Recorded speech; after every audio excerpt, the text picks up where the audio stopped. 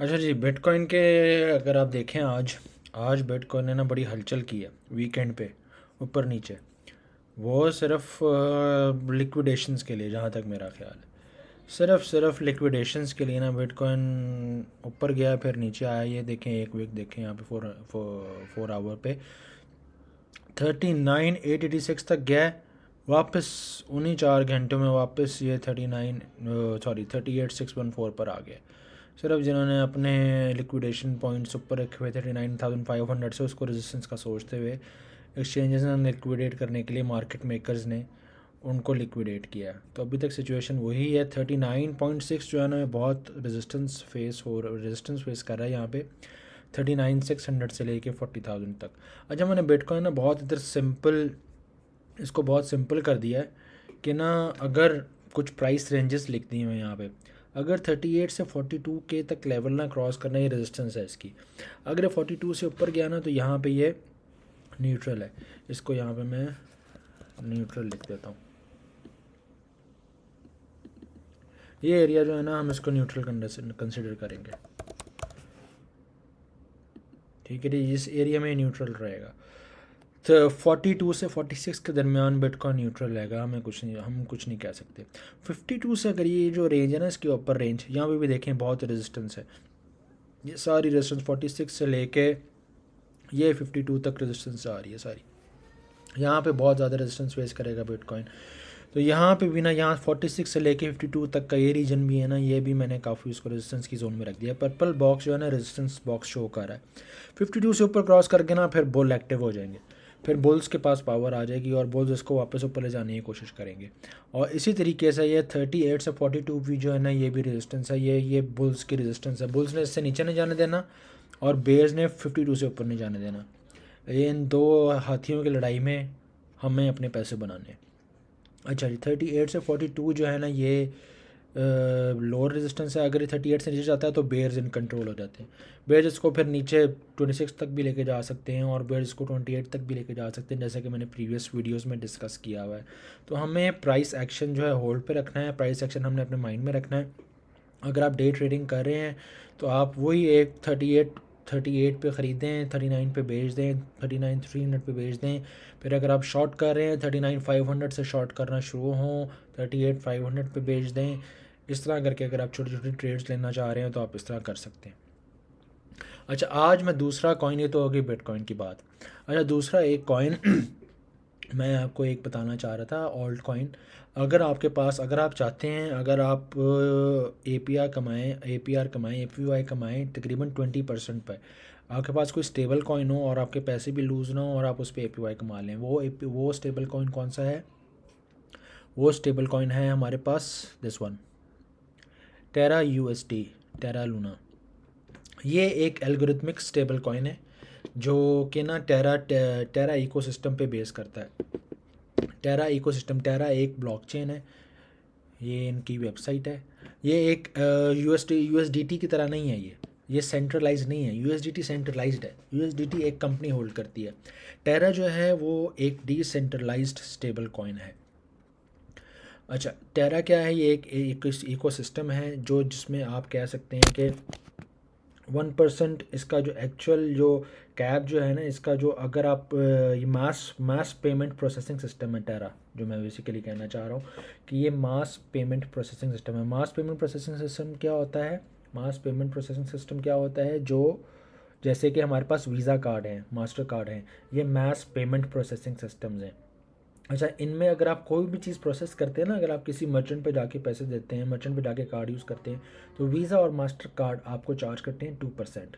वो आप में एडजस्ट, वो उनकी प्राइस में एडजस्ट हो जाता है, इसलिए आपको शो नहीं होता। आप समझते हैं वो फ्री है, लेकिन वो फ्री नहीं होता, वो चार्ज हो रहा होता है 2% पे।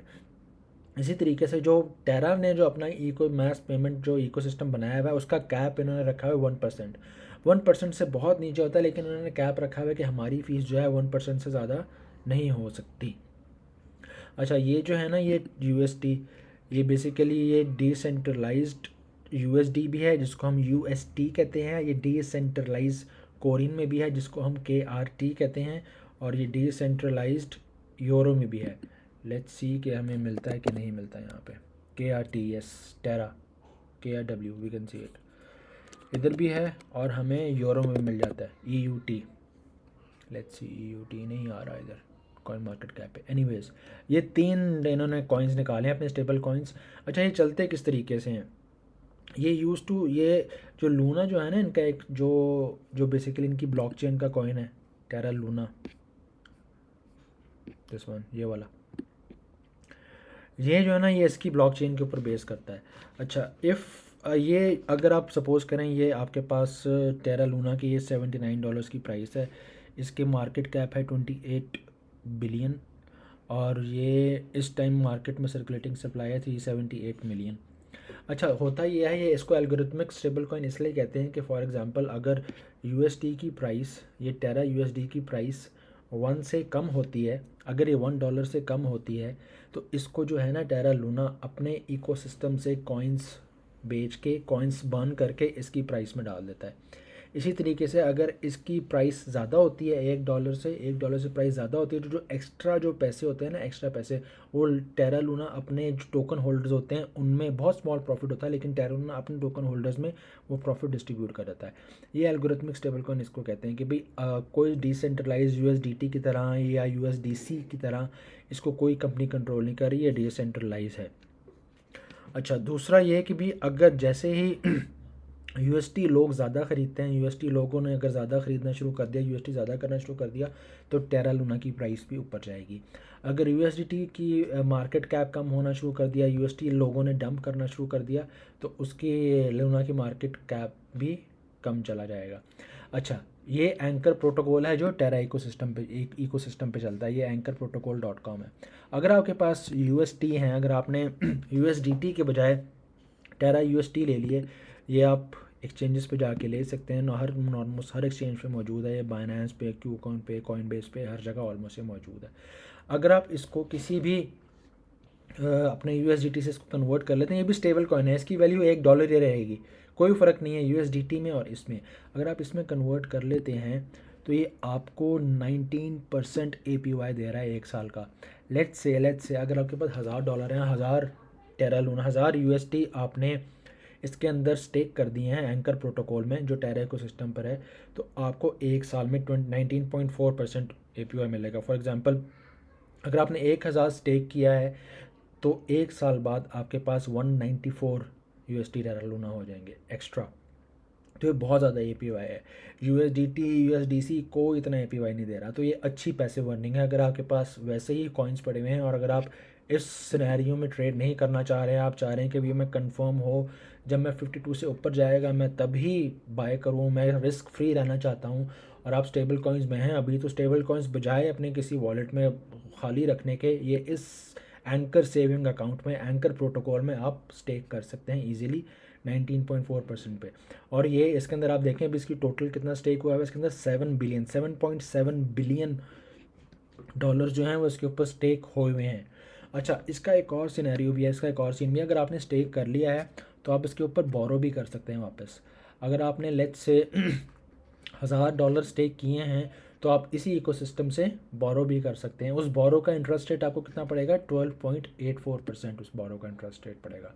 तो अगर आप 19.4 सपोज़ आपने 19.4 आपने डिपॉजिट करा दिया, आपको 1 साल का 19.4 आ रहा है, और आपको जो आपने बोरो किया है, जो आपने उधार लिया है, उसका इंटरेस्ट आपको देना पड़ रहा है 12.84।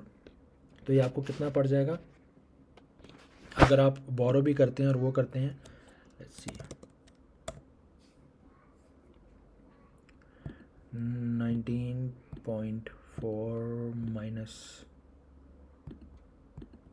12.84, 6.56% आपको डिफरेंस पड़ेगा। मतलब आप सिर्फ 6.56% जो है आप यूज़ कर सकते हैं, बाकी आप अपनी बोरो किए हुए USD से आप अपना लोन भी वापस उतार सकते हैं।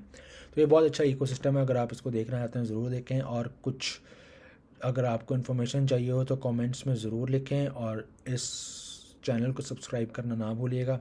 तब तक के लिए फिर मिलते हैं।